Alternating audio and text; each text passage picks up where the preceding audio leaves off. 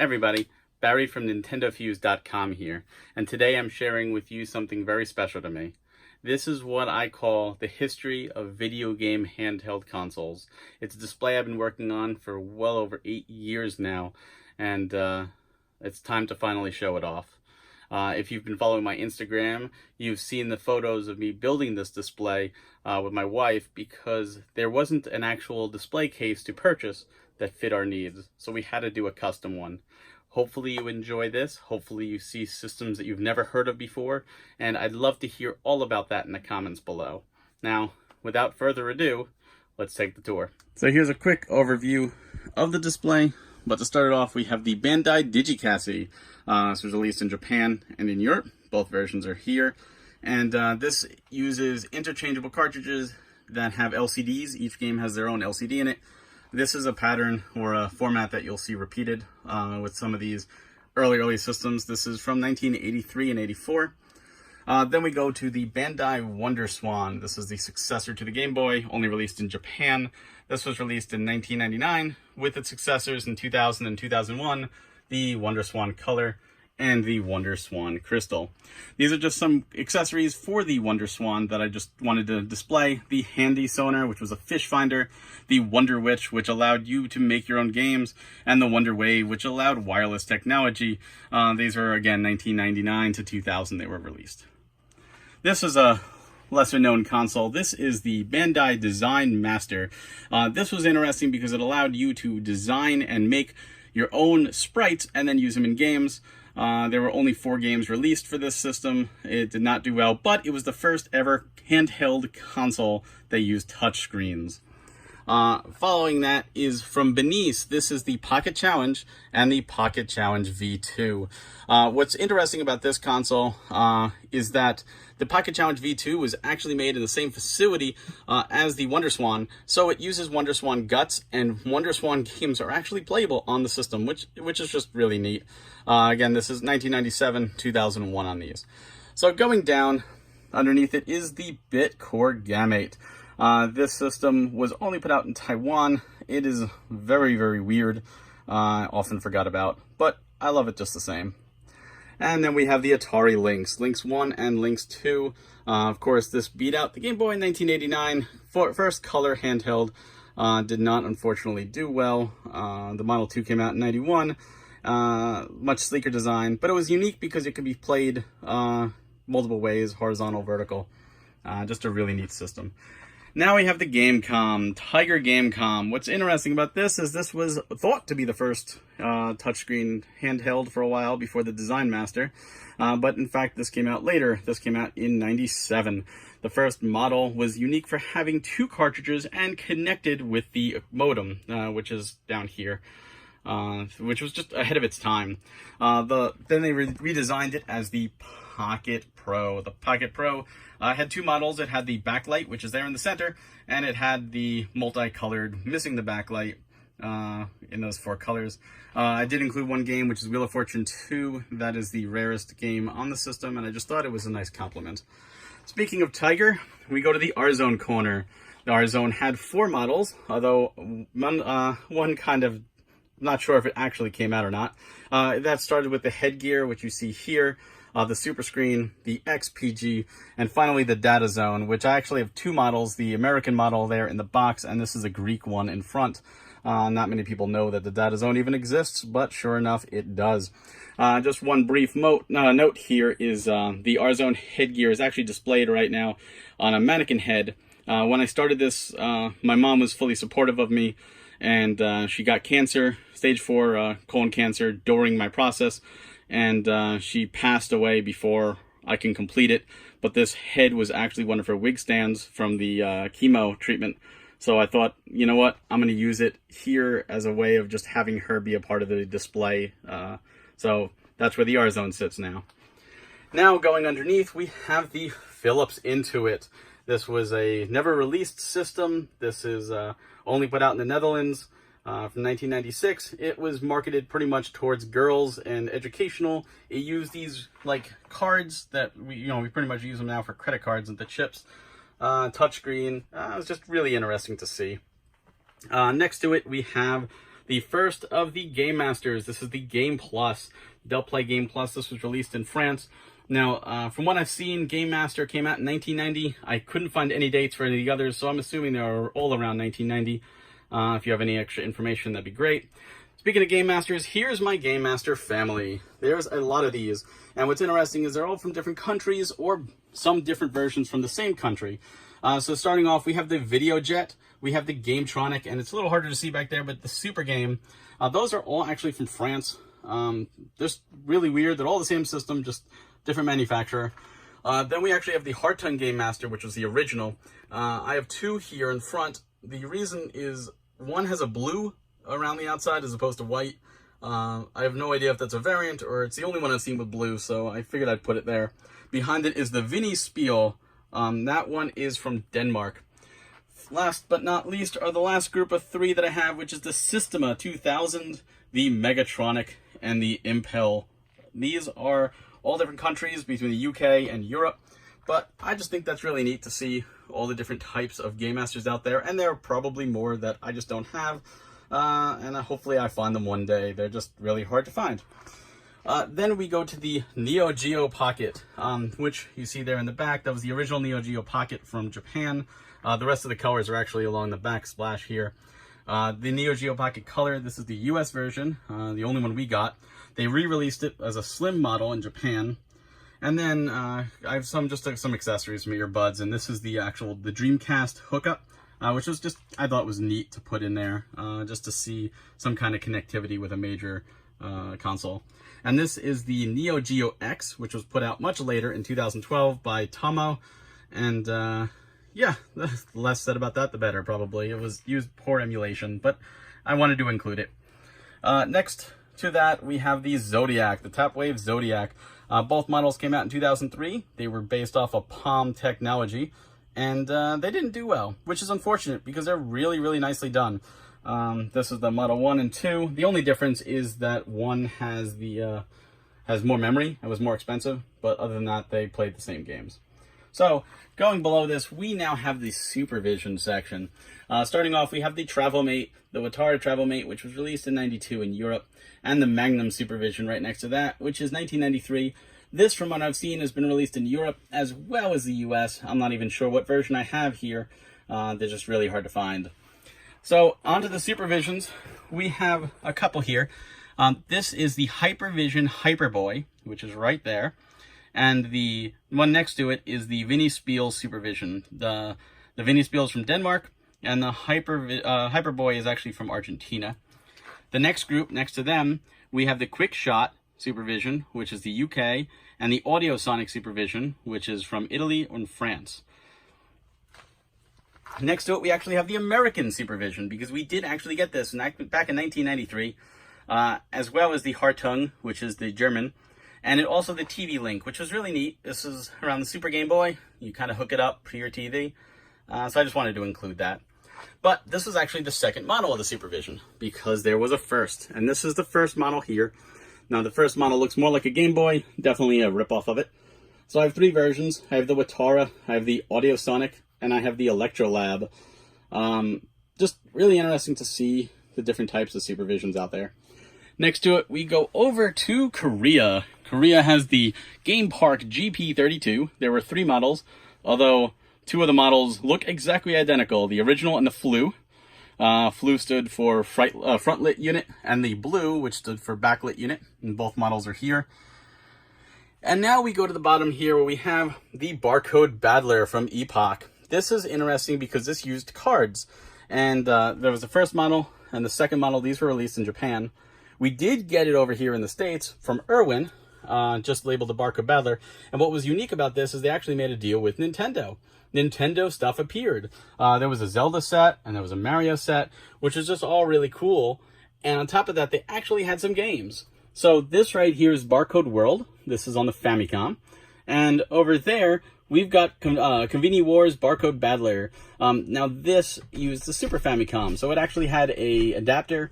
You can hook up the Barcode Battler to the Famicom and the Super Famicom. And this very well may be the origin of the Nintendo e-reader, because they just like this technology. Next to that, we have the Barcode Battler 2 CO and the CO2. These just allowed 2 units to hook up, which is just kind of cool. So I wanted to include them. But yeah, not many people talk about the Barcode Battler and the impact it had on Nintendo. So next to it, speaking of Nintendo, Nintendo comes back in a way. This is the Vistion Dockable Entertainment System. This came out in 2006 for cars. So this hooked up into special cars. You had a bracket, and it allowed you to not only play DVDs, but as you can see here, is officially a Game Boy Advance. And you had this separate controller to use. And yeah, you can make those long car rides a little bit easier. So I just think that's really neat to see some kind of collaboration there. Next to that, we have the Endic Select-A-Game. This is going back all the way to 1981. This used overlays and several different cartridges. It did not do well, unfortunately, but it is one of the earliest handheld portable consoles. They used interchangeable cartridges. Of course, right next to it is the grandfather of it all, the Milton Bradley Microvision. This also used interchangeable cartridges. This was back in 1979. This is the USA version, of course. And the whole gray part there you see is the cartridge, again, with the LCD in it. So yeah, that is my display. But wait, you're probably saying there's some missing games there, other than Nintendo. And you're probably right. Because, see, this display was so big and so involved that I realized I couldn't fit it all. So I had to build a second display. So it's actually nestled back to back. So here we go. There's more. There's a lot of handhelds out there. So this is the PalmTech Super Micro. This is from 1984. There were only 3 games released, which you'll see 2 of them there, and the last one is actually came with the system. So it's just a really interesting system. Really, really finicky. Doesn't work a lot of the time, but I wanted to include it there. Next to it, we go into the USSR for the electronic IM26. This, like the uses the interchangeable cartridges that do have the LCD in them. So, same time period, it was a way to kind of cheaply make a console, but I thought that was really, really interesting to see. Now, speaking of interesting, this one was actually given out by Pasta. This is the Sanyo, the agenda game, and I'm probably going to butcher the name of this. The Gyukacha Dusi. Yeah, I butchered that. I'm sorry, and I'm Italian. But what's interesting about that is, again, they gave it away, and they used multiple cartridges. There were 2 released originally with a 3rd one, and one of them was like a multi-cart, but one of them was a licensed version of Pac-Land from Namco. So I just thought that was kind of interesting. So next to it, we go to the VTech Variety. This used interchangeable kind of overlay cartridges. The front of the system opened up and the cartridges slid in. Very little about this system are out there. Each box seems to come with a different game, and they did sell them separately. I wish I had more, but it's just really hard to find stuff for it. Next to it is the Koei Pasago. This one is pretty much all versions of the game Go or Othello, but it's made by Koei, which is kind of cool because Koei still publishes games today. But yeah, I just thought this was kind of neat. Of course, this is Japan. It's never made it outside of Japan, and for a good reason. It just didn't sell well. Speaking of not selling well, here's one some US fans may know, the Nokia N-Gage and the N-Gage QD. This was the first kind of portable console that was a cell phone. Of course, now you're probably watching this on an iPhone, which is or an Android, which is much more advanced, but this was before its time. And this one here, this white one's actually a prototype, which I just found it kind of interesting. I like the N-Gage. I think it gets a bad rap. Of course, the original model, you had to take out the battery to change cartridges, which not a good game design at all. But they did fix it with the QD, so if you wanted, I would get the QD. Underneath, we have the Cougar Boy and the Megaduck family. These 2 systems are exactly the same. Just the Cougar Boy was released in South America, whereas the Megaduck made its way into Europe. And there's the Hartung version in black that was released in Germany. Speaking of Hartung, they also released this, which is the Megaduck Supercomputer. This was just a really interesting thing. It had a mock mouse controller. It had a printer that can print up stickers, a keyboard, and underneath here is actually a actual musical keyboard. It's just really, really interesting. Next to it is one that is often forgotten about, but always loved, the Turbo Express. This is, of course, the US version. This was 1990, competing with the Game Boy, Game Gear, and the Lynx. What's interesting about this is it used the home console Hue cards. The TurboGrafx 16 Hue cards played in the Express. So it's kind of like the Switch now, but back in 1990. Next to it, we've got the Coleco Total Control 4. This was back in the day, this was 1981. This is when most handhelds were sports related. And of course, this is no exception, allowing two people to go head to head with the entire center of the system being the cartridge. Only 4 games were released, hence the name Total Control 4. But yeah, it's just kind of cool to see what Coleco was doing at the time. Next to it, we've got the Grandstand light games and the Playtime light games. The Grandstand in the back is from USA, while the Playtime in front is the European version. This is actually a projector. So you put the games in the top slot here, and it actually projected onto a wall, which is just really, really neat. And I'm kind of surprised no one else has tried something like that, or at least no one I've know of. But yeah, so that's that. This down here is the Ohio Art Etch-a-Sketch Animator 2000. This, if you remember Etch-a-Sketch, this is part of that series. I believe it might even be the latest and last model of it. But yeah, I used multiple cartridges, including a memory cartridge, to save drawings and stuff. But it's just really, really interesting. Next to it, we've got the Epoch Game Pocket Computer in Japan, 1984.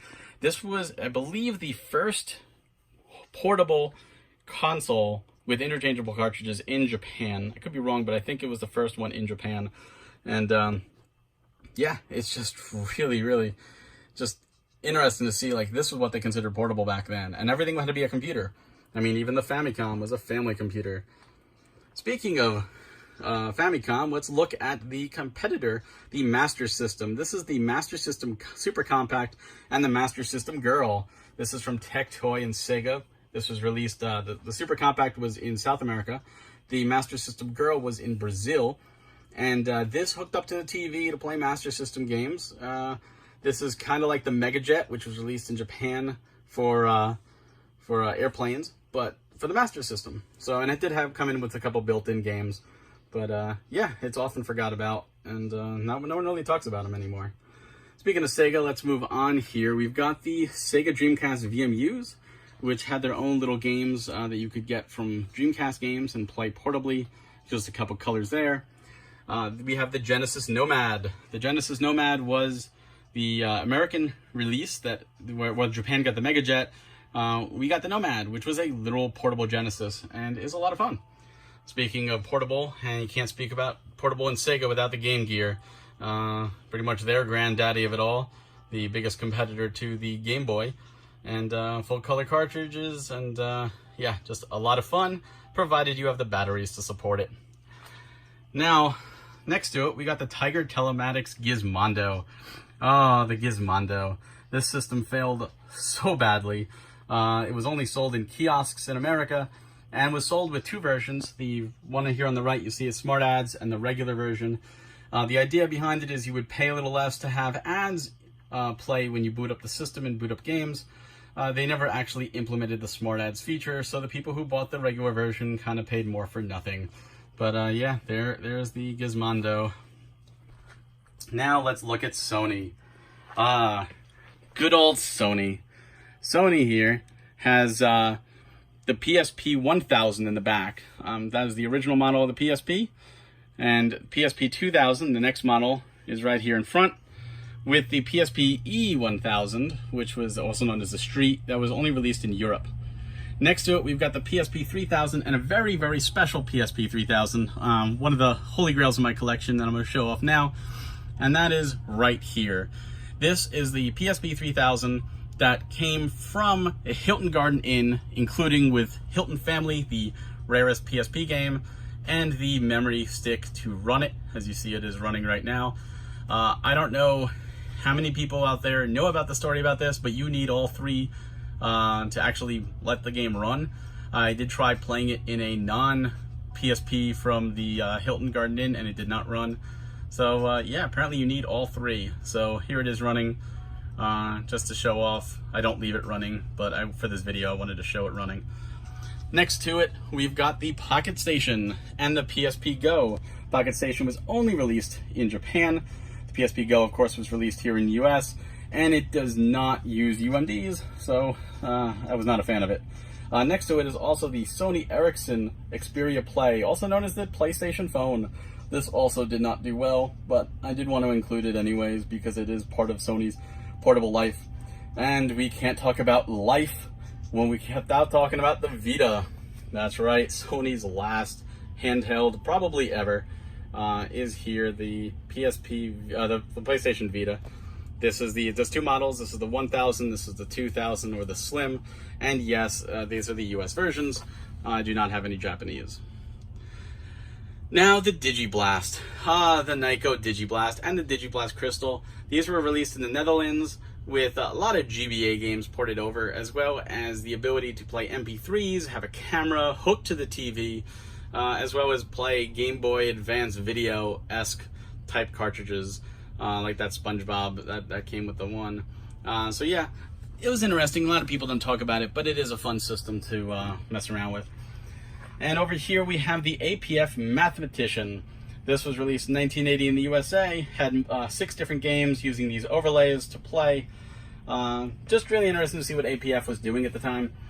Obviously did not pick up. Alright, for this next one I'm going to go back to the start here. This is a big shelf underneath here. This is the Game King shelf, the Time Top Game King. So what you see here is the Game King 1, which is clearly modeled after a Game Boy Advance. Just clearly. And it's all black and white and all terrible, terrible games. Next to it, we've got the Game King 2, which is now modeled after, well, a PSP. This was released in China. Now you're talking 2004 period, and it just did not do well either. It actually contained a layer of color background that was permanent. So regardless of what game you were playing, you had that color background. So hey, look, you've got color. This was also released by MG Electronics over in Greece, so I got a couple models of that. Then we have the Game King 2. Now this is the Game King 2. This is the GM222 version, which actually was one of the last releases from Time Top. I don't know why they called it Game King 2 again, but they did, and just multiple colors of it. Now we go to the Game King 3, which used its own cartridges, and there were 2 different models of it, the 220 and the 221, which you can see here. And MG Electronics also did a Game King 3. What's interesting is they didn't use a Game King 3 model, they actually used the next system from Time Top, which is the LTPS Handy Game. This was released in multiple countries such as China and France. Next to it, we have MG Electronics last time doing the Game King. This is the Game King X. This actually has built-in games. It has no affiliation, as far as I'm aware, with Time Top, but they're using the Game King line, so I figured I'd include it. Now below here, we've got the ColorVision. ColorVision came out in 4 different versions. I have 3 of them. This is the RomTech, which is in the center, the Bazin, which is here, and the Altric. There is one more that I'm missing, but I figure I'd put these 3 here with space to include the 4th if I ever get it. This used mirrors. Inside is a mirror. The cartridges slide up on top, and you have a light source on top shining down to display the cartridge, or the LCD on the cartridge onto the mirror to play. Next to that, we've got the Tiger Electronics Video Now XP.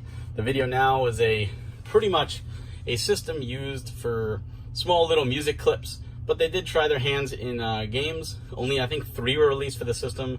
It also played the Video Now DVD style things, but it did come with cartridge, or with the controllers built in, and yeah, figured I'd include it.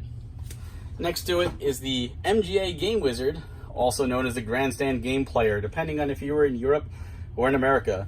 In America, this was released with a bunch of different properties, each with multiple games. Again, the LCD is right into the game cartridge, and interchangeable.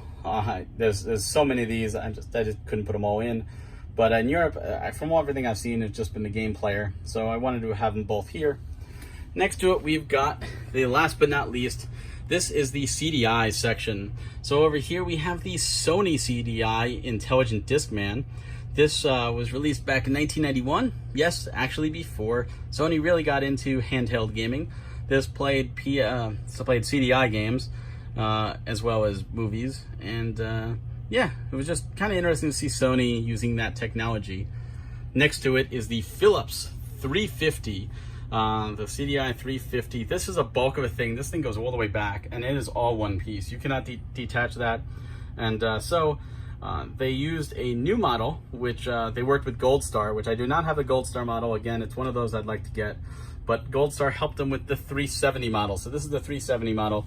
Obviously, it's much smaller. It doesn't have that big bulky thing on the back that you have to worry about, and all the controls right there built in. So if you want to take your CDI games on the go, well, now you can. Well, there you have it. What'd you think? This was a labor of love, and it's something I hope to continue to grow. Is there anything you've seen that you've never seen before? Let me know in the comments below. Is there one of these that maybe you had growing up? I'd love to hear the stories as well.